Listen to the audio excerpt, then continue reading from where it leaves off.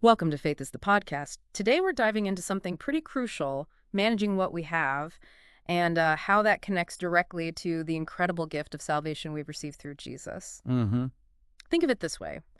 Just like being wise with our earthly stuff, our resources, can lead to growth and stop us from running short later. Right. Embracing Jesus's gift is like the ultimate wisdom. It secures eternal provision, real abundance for you. Yeah, it's a powerful parallel. This deep dive, it was really sparked by some insights from Dr. Paul Enenche's teaching, and we're aiming to give you a fresh perspective on handling everything in your life, both the material and the spiritual. It really is fascinating how that practical wisdom we see day to day can light up deeper spiritual truths. We're looking at some, pretty fundamental principles of resource management. Yeah, And what's really interesting is how these principles kind of mirror the very nature of faith and God's provision for you. It's not just about your bank account, is it? not at all. It's about a whole mindset of good stewardship and recognizing, where all good things ultimately come from in your life. Exactly. And the first key idea we want to explore is this. Don't spend everything you have. Mm-hmm. Proverbs 21:20 puts it this way. There is treasure to be desired and oil in the dwelling of the wise, but a foolish man spendeth everything. Right.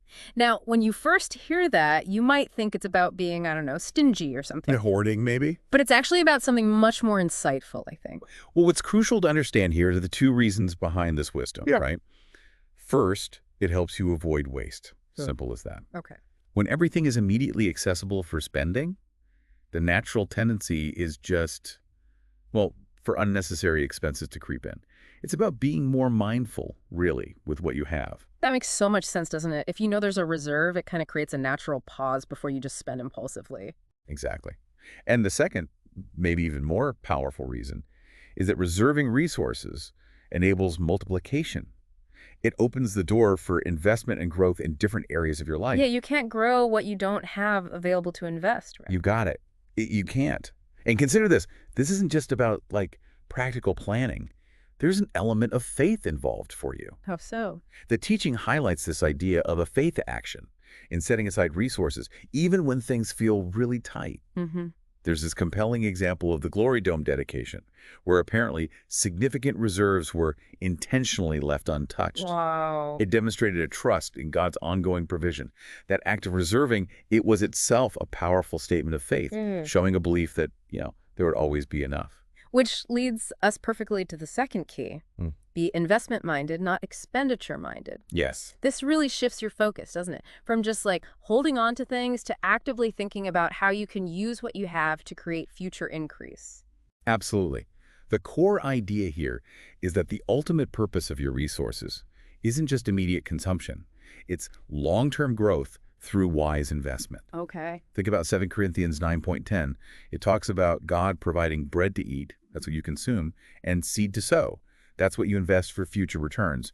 Recognizing that difference is vital for you. That image of bread and seed is so powerful for you to consider.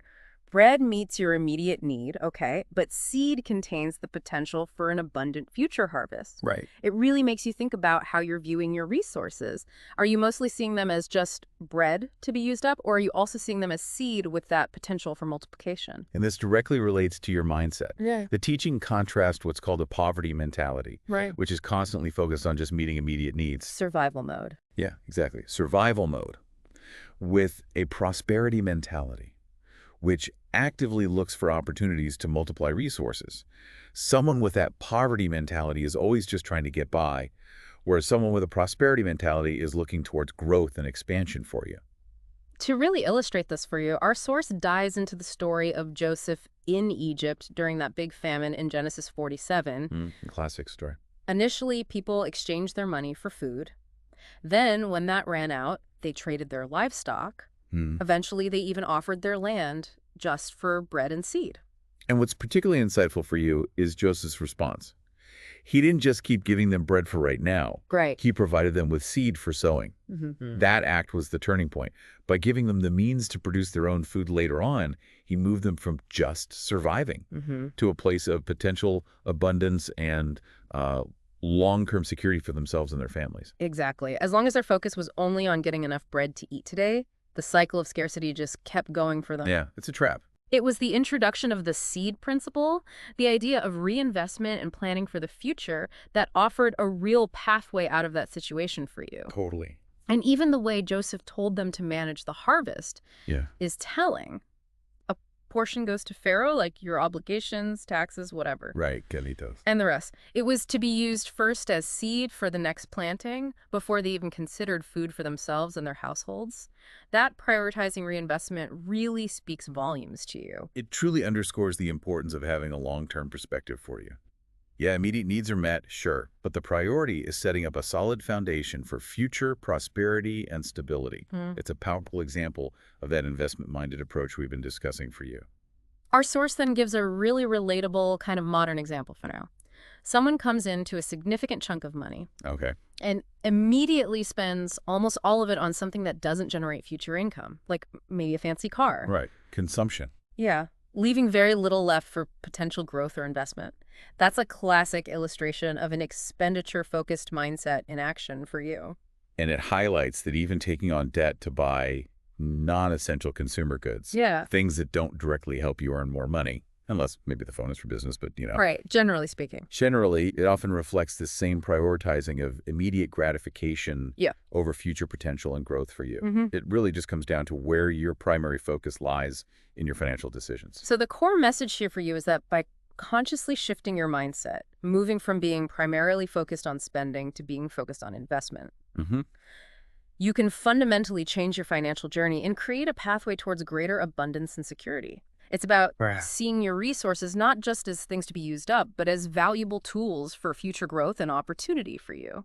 And if we bring this back to that initial connection we made for you, it's really remarkable how these principles of wise resource management, focusing on seed and investment, Mm. how they mirror the gift of salvation through Jesus Christ. Just as those principles can lead to tangible increase in your earthly life, embracing the seed of faith offered through Jesus yields an eternal harvest for you.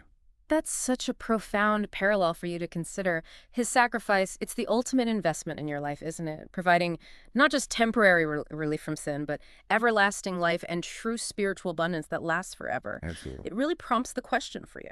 What seeds of opportunity might you be overlooking right now, both in your material life and in your spiritual walk? Yeah. Where are you currently focusing your resources, your time, your energy, your finances? And are those choices leading to true, lasting growth and eternal reward for you? This raises a really important point for your own reflection.